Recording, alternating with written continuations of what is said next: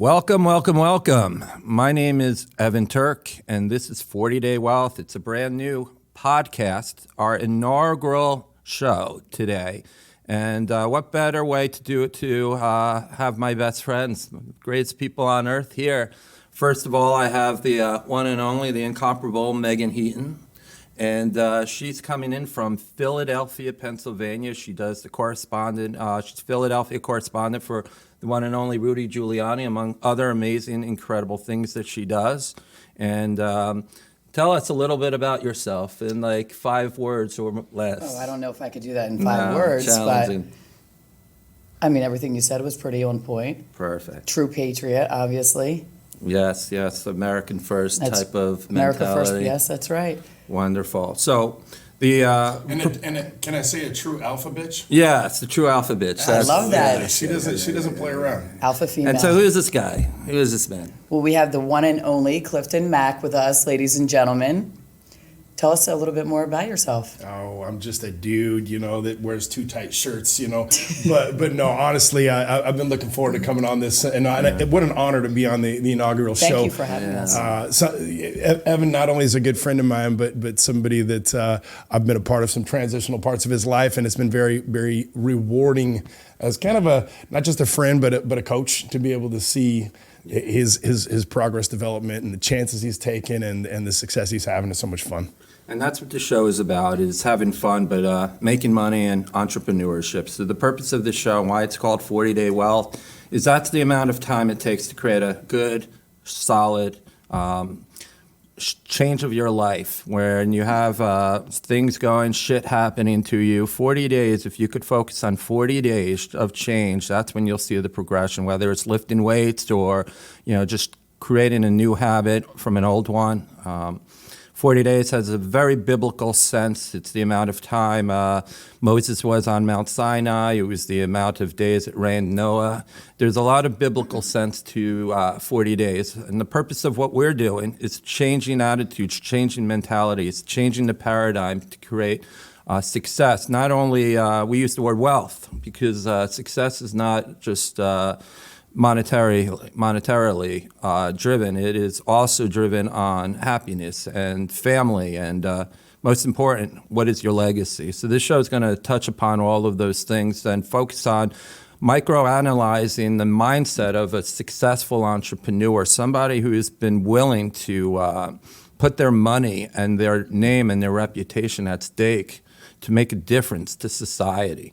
And what better person than having Clifton here? When I was going through my shit, he was my accountability friend. He wasn't the one that was gonna hold my hand. Well, none of my friends were gonna hold my hand, but he wasn't gonna be the one that was going to say, it's okay, it's okay. He was the one that was gonna say, fuck you, Evan, you're better than that. Be the man that you are, not the man that you think you are.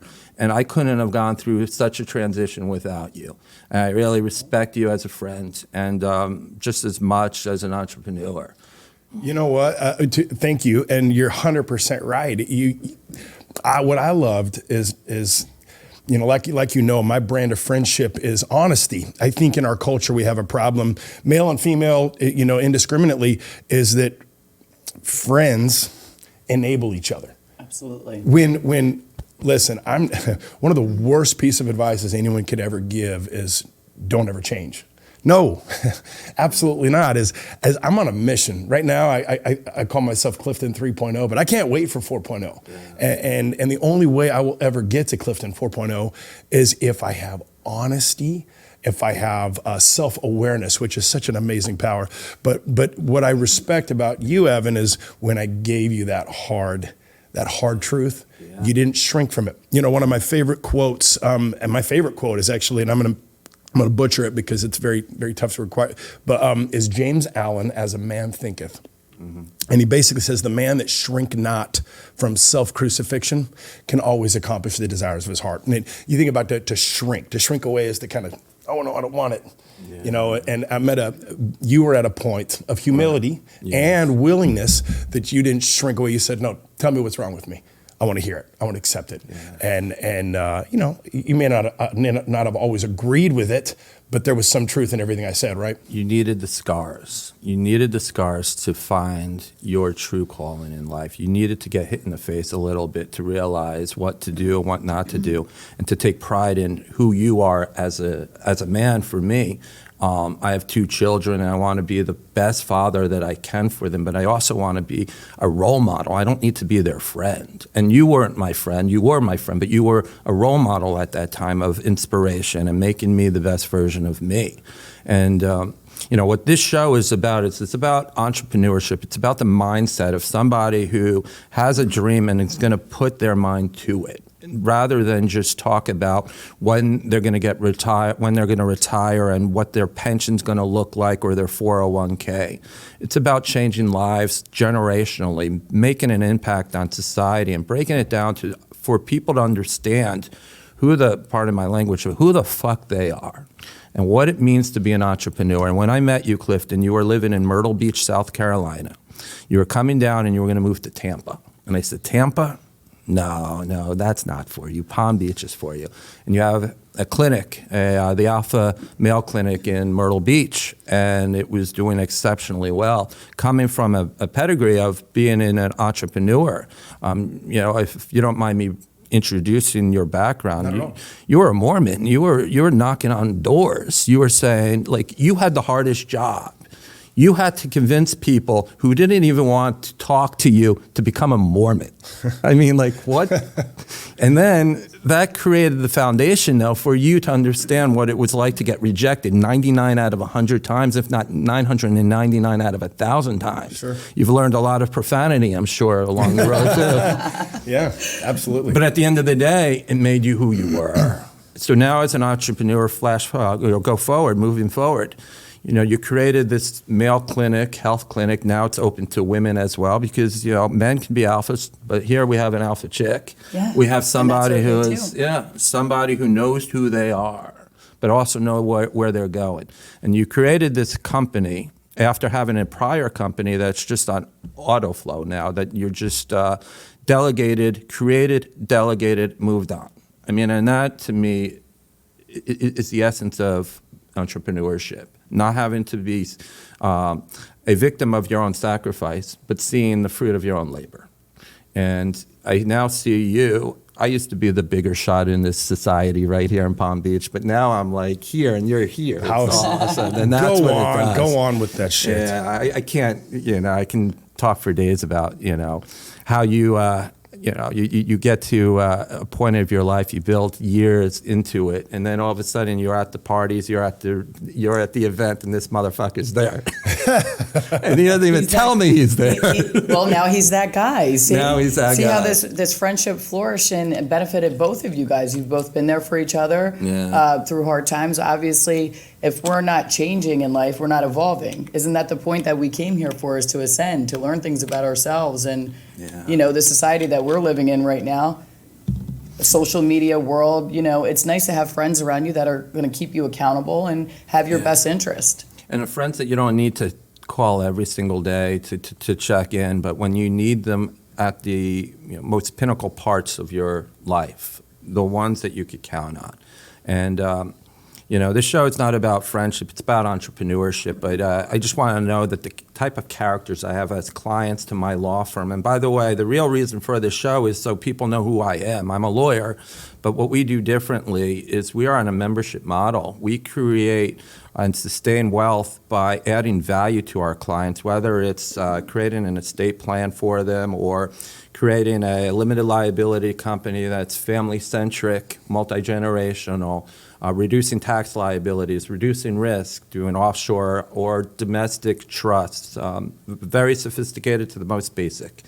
What we do is add value, and what we like to be around is clients who take our advice and then get to the next level. Not necessarily because we're the end-all be-all, but we're just a part of the process. And I've seen you come down and have no contacts here, to the point where I've been here a lot longer than you have, and you know everybody. Now I have to get to your Rolodex versus you going into mine. And what you have been so successful in is the vision first. When I met you, you said, this is where I'm going to be in 6 months. This is where I'm going to be in a year. This is where I'm going to be 2 years from now. And I see you on that. And that pathway is amazing to be a part of.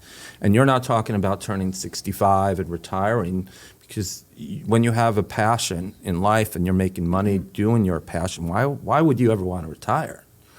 And hopefully we could inspire people to take a chance, because, now that I'm 46 years old and in a different part of my career than I once was, I always thought, oh, wouldn't it be nice when your friends are doing everything you want to do? You want to go out, have a nice vacation. You want to have, the summer house. You want this, you want that. But what your friends didn't do was the sacrifice that you committed to. And you sacrifice to the point where those friends evolve just as you do. And you make new friends. And you have friends that I always say, I want to be the average of my 5 closest friends. I don't want to bring their average Absolutely. down. No. I Absolutely. want to make sure that they bring my average up. And 100%. Everybody adds value to everybody. That's the way it's supposed to be, yeah. Well, I mean, I think you've nailed it. So my brand is authenticity, especially you come to a place like Palm Beach. I'm sorry, I got to say it. Over 93% of everyone you're going to meet is a faker. Yeah. And A lot of fraudsters, yeah. It's out of control, and I never wanted to be that guy. Matter of fact, I'd rather people know the dirty truth about me rather than put me in that category of posers, fakers, people that are not authentic. There's a study, and I'm not prepared with the journal that came out with it, but there's 25,000 people that were being measured, their energy frequencies in an auditorium. They're measuring based on what was being delivered by the speaker, whether it was a touching story, love, excitement, a funny, comedic aspect. But they were measuring the frequencies of the audience during the study, and they measured love. And they had touching stories where there was emotion, there was crying. But then they measured when people were hearing true authenticity, raw, real, unscripted, or something that was just raw. The frequency of authenticity was 4,000 times stronger than the frequency of love. Yeah. And so I've never wanted to sacrifice that authenticity. But, so on that note, when people ask me every day, hey, so why'd you move here? I honestly, the first thing, if there's somebody worth talking to, I say, well, to level up my friends. Yeah.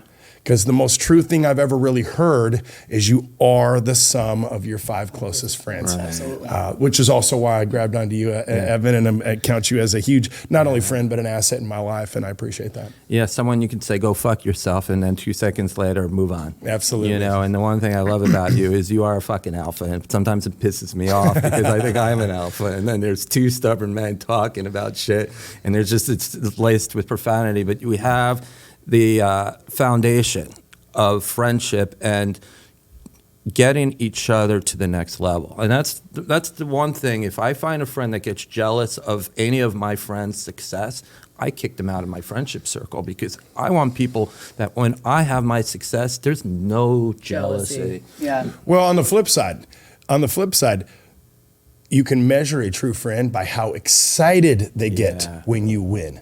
Man, I'm so locked into my friends' frequency that sometimes I get more excited about them winning than they do. And I never want to hold that back, because there are moments that are worth celebrating, and there are moments that pass us by because we don't realize what we've just done. Yeah. And I love to celebrate with my friends. Yeah. And at different points of our lives, we can all be going through something separate. Maybe somebody's having a successful part of their career, but a friend could be going through a divorce. So, the levels of their frequencies could be off. Amen. Just learning how to navigate being there for other people, but, being in a situation where you you can are be supportive and reflective of what they're going through adds value to what you're doing right now, because then you could appreciate it more. Absolutely. And I keep telling people. Gratitude is a frequency in itself. They keep You're telling damn right. people. Yeah. You're damn right. It's interesting. Tony Robbins is a huge We influence of think mine. about our problems all the time. When we wake up, that's what you're thinking about. You almost have to rewire your brain to be gratitude for what it is that you do have. Well, you know, Tony Robbins said to me 5 years ago. He says the most important power you could have thing you could do is gratitude. And you know, he always would say, whatever your problem is, gratitude is the answer. Gratitude is the answer. Whatever your problem, and I always thought that was just a fun, novel thing. Yeah, we should be grateful for what we have. But then as I got really obsessed with biochemistry, that's my geek. That's my thing. I really geek out on science, on neurology, on a lot of the studies that are coming out right now. And I read another study, mind blowing, that as little as a 5-minute gratitude session, say meditation, actually causes an incredible serotonin and dopamine secretion.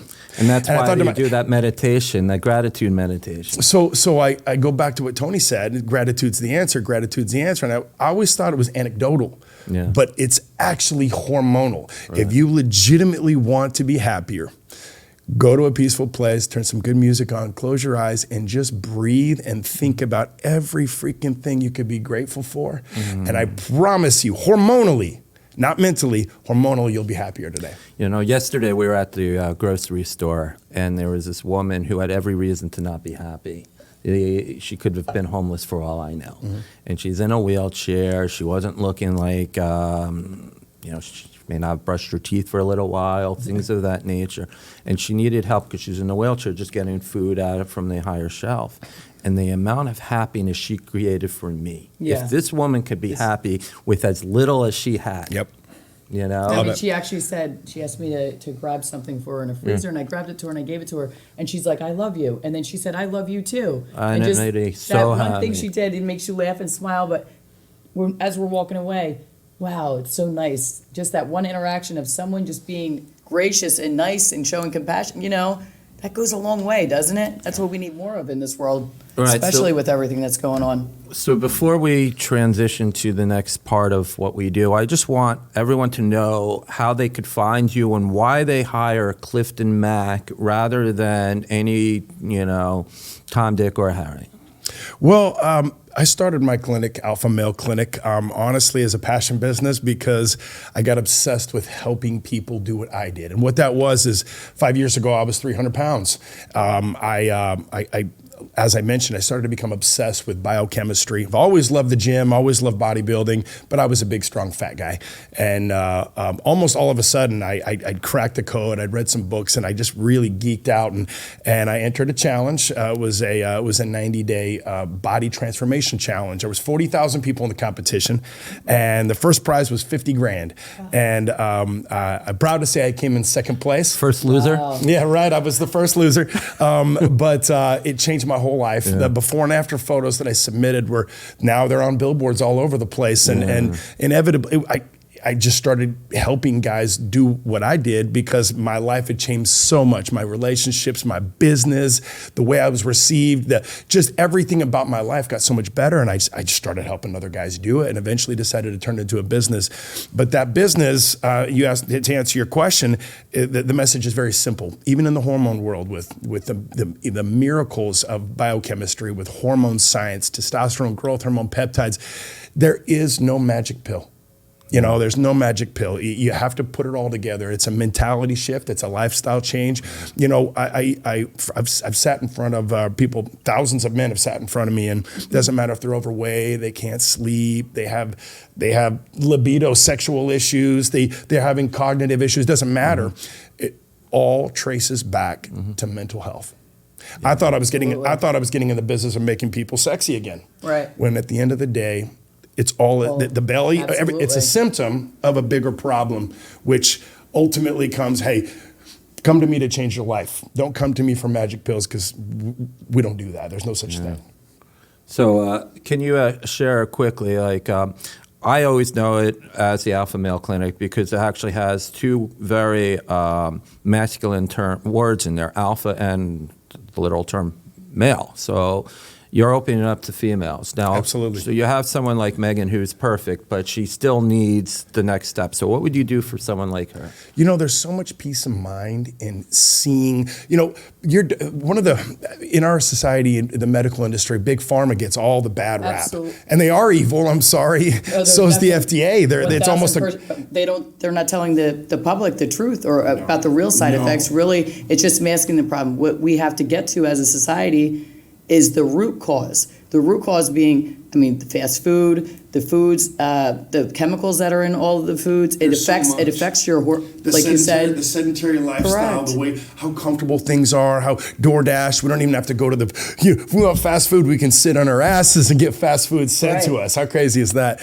And everything starts in the gut. Most disease, everything. But, like I said, big pharma gets the bad rap, but big insurance is just as bad. Absolutely. Oh, it's evil, guys. And to illustrate, when you go to your doctor, you use your insurance, he orders a physical, blood labs. Those are 2-page documents, okay? All those things tell you, are you going to live to tomorrow? It's literally like, it's just red flags only. And the biggest problem is obesity, and they don't ever address it. They don't want to because they want you to be customers for life. We've already determined, this is fact now, that the number one driver of cancer is obesity. The number one driver of heart disease, the number one killer in America, obesity. So is heart disease the number one killer? No, it's obesity. And the same thing with COVID. The number one, if you looked at one thing and they said, no, it can't be. Comorbidities? It's just coincidental that a lot of the people that suffered the most amount of trauma as a result of COVID happened to be significantly or morbidly overweight. And we can't address that because we don't want to insult people. We want to empower people to do what? To be the worst version of themselves or the best version of themselves. Sure. And that's really why people like you exist. But getting back to, what would you do differently for a female client versus a male?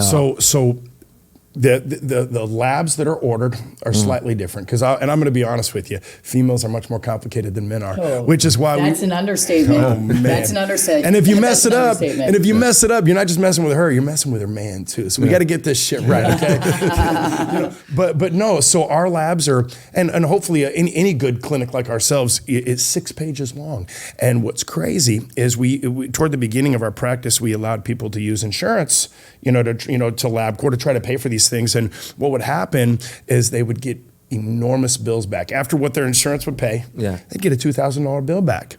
And it was like, because these are unauthorized tests you ordered, we only pay for that 2-page lab that your doctor orders. And it's a crazy thing that they can control that. It's your body. What about my body and your choice? My choice. But here's have the test that I want, and I'm paying an exorbitant amount in insurance co-pays and exactly. Yeah.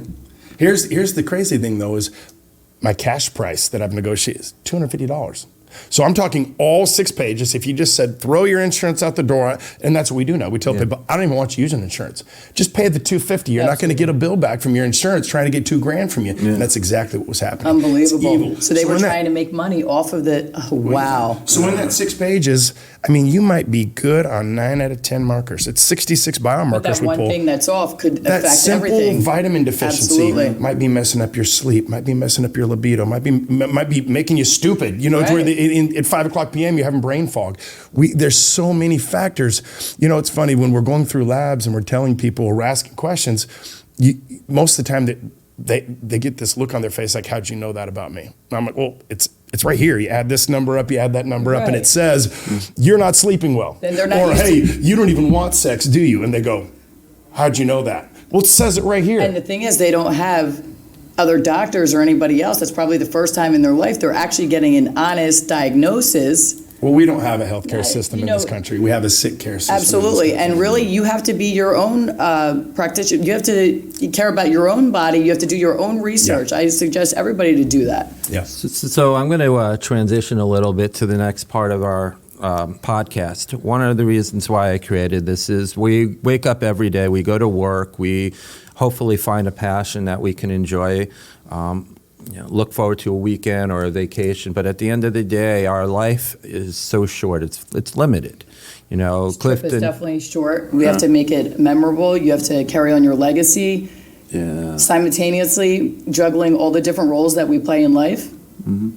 So what is your legacy? Like, you could bring wealth, but what are you doing? I know that your son, for example, is an amazing athlete, an amazing kid, and so is your daughter, but what I love about your son is he knows the direction he's going, and he probably could beat me in basketball. Well, I'm great at sports. The worst sport of all for me is basketball. I can't even dribble, but he's that good. And rather than just making it a passion for him, you make it and you incorporate it into his lifestyle. So what is your goal and your direction, especially with him, to make an everlasting difference to the next generation so they can bring it to the next generation? I love that you asked that question. Jordan Peterson, I feel like, is changing the world. And one of the things when he talks about the measure of a man is now if you're married, take care of your woman, protect your woman, be there for her, be her rock, okay? Second, your children, take raise them to have the tools to deal with how hard this life is. On that note, I think if both my kids were here, I wish we could do this. I'd say, what quality does daddy care about the most? And on cue, they would both say toughness. Because listen, niceness, discipline, all those things are great. I want all those things. Absolutely. But this world is fucking hard. It's very hard. Not only that, but especially in an alpha male, world it's so hyper competitive. Yeah. And I'm not going to apologize for that. Matter of fact, one of the things I love is when he loses, getting upset, or when he misses the big shot, getting pissed off. I fucking love that because you can't teach that, or it's very hard to teach that, because, like I say, we teach kids. I love sports because teaching them how to win is important, but learning to lose and seeing how badly losing sucks so that you do what's necessary to win. Yeah. That is what I have instilled in my children. But back to Jordan Peterson's comment, once you've handled your children, then the real measure of a man is to take on as much responsibility as you possibly can. So my legacy, that's exactly what I want. I want to command an army of especially men who basically making men great again, because that's ultimately, to be dead honest with you, making men again. And that's why actually I started this business. I didn't start it for money. And isn't it interesting that because I didn't start it for money, we're actually killing it and we're doing great. Right. But the mission was change the world.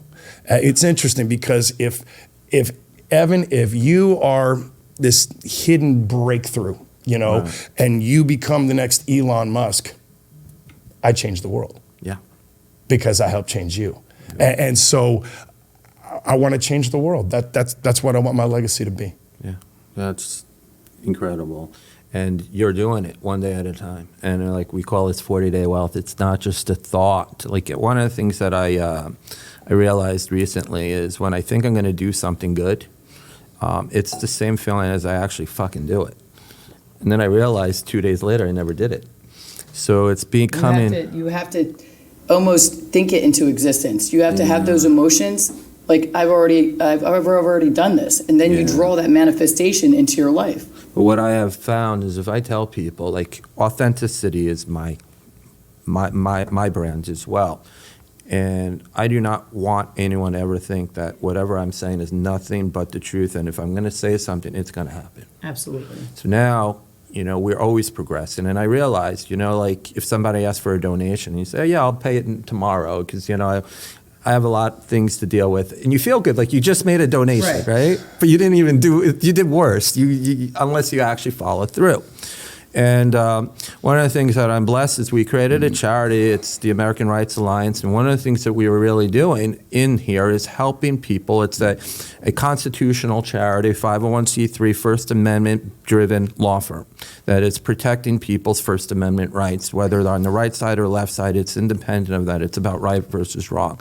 And one of the greatest things is we have this group called the Alpha Society, and it's about becoming accountable. And I've asked Clifton, and he was very, very gracious to accept being part of this society to encourage not toxic masculinity, but more so just masculinity in its best version and encouraging people to make a difference, keeping people accountable so that when they say they're going to make a donation, he's going to call them up the next fucking day and say, all right, how much is it? Is it $250,000? Is it $250? What are you going to do?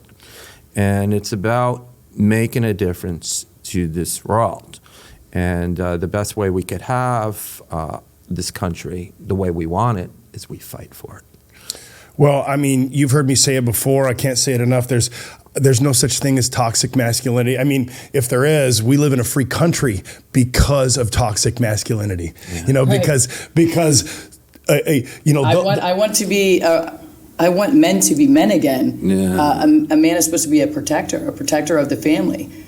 I mean, the world that we're living in today, I don't know. There's a lot of beta males running around, no offense. Yeah. But that's No, not the way that God really intended it for us to be. No, that's why our now society's upside down. And now there's a lot of Absolutely. Charlie men too, you know, Absolutely. or Delta, or going down that whole list. I don't Absolutely. even want to call them Beta because it's gotten to the point where they're just, you know, you go out. We were out with the friends a few weeks ago, and you know, I left to get an Uber, and the bill was $80, and I see her paying for it. I'm like, what kind of fucking man are you to do that? And that's you know what? And I would never make a big deal of it, but obviously you take the mental note. Yes. I mean, we're in a world where I hear about girlfriends going on dates and they're splitting bills. What?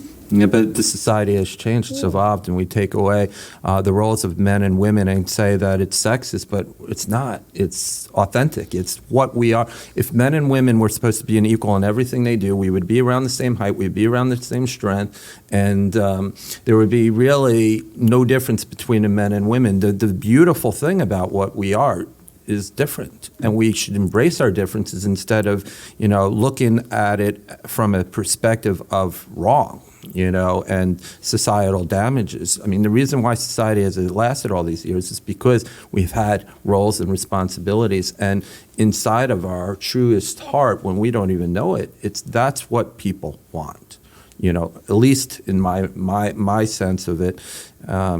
You know, I don't think women want to go out on a date and open their wallet. I don't think men really, if money's not an issue, want to allow that to happen. And that's just a small little We need to bring touch on it. morals and respect back into society. Yeah. And if we've been able to see anything the last few years, this transition, it's unrecognizable that this is where we're at. But it comes from the home. Like when I raise Absolutely. my kids, and the way I educate my kids is I teach them that you have to be accountable. Do not make excuses. Do not cause unnecessary drama just because you're mad at somebody. Do not waste energy trying to get back at them. Live a karmatic life. I don't know if the word karmatic is in the I like it. dictionary. I like it, actually. But Go I'm with going to that. create Sounds like a it new was, word. wasn't it? Exactly. But that's really what this show is all about, is about making your mark, finding your happiness, and not wanting to retire at 65. I work with an incredible lawyer who's 78 yesterday, 78 years old. I call him up on Saturday at 9 in the morning, or I'll call him on Tuesday at 7 at night. He's in the front of a computer working, not because he has to. He has more money than he'll ever need at his life. His family is incredible. His daughter was a judge, just credible individual.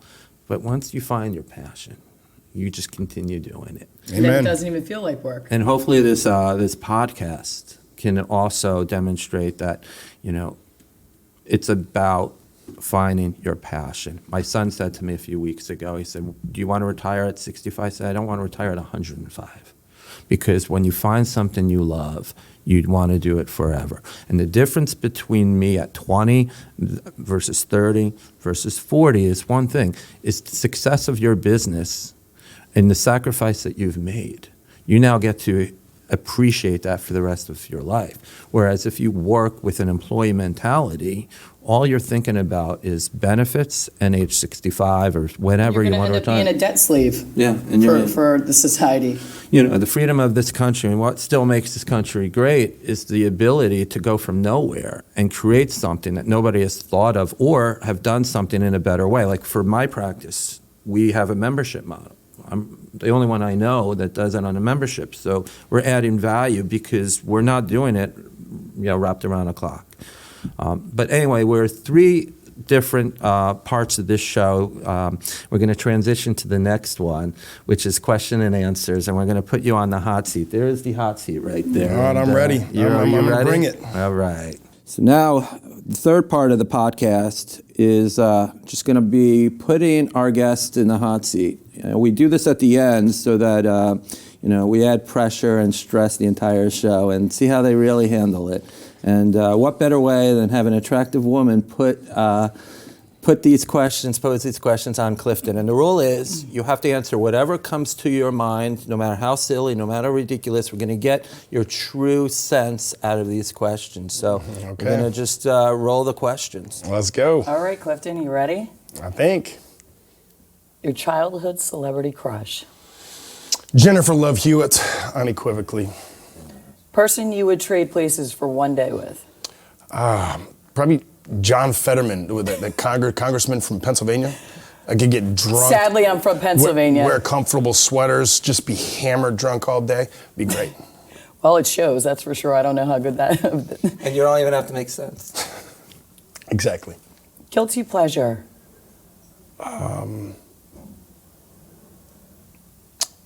Peanut butter and jelly sandwiches. Biggest risk you've ever taken. Easily leaving the Mormon church. Best compliment you've ever got. Great hair. What never fails to make you laugh? Movie quotes, Anchorman actually, which is why it's kind of special being on this set today. So much content. Anchorman, I could see that. Worst piece of advice you've ever got? Go to college. I mean, that's a good one. Something that you wish that you were better at? I'm good at everything. How do I answer this? We can always evolve, though. Your humility?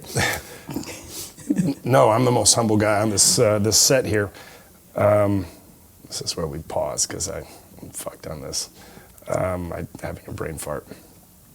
What was the question again? Something you wish you were better at? Something that you wish that you were better at. Being quick on the spot. Golf. Golf. You can always improve that, right? Absolutely. I mean, and look, you're in the lion's den of the best golf courses here, so I would want to be better at that too. You ain't kidding. Who would you like to be stranded on a desert island with? Yeah.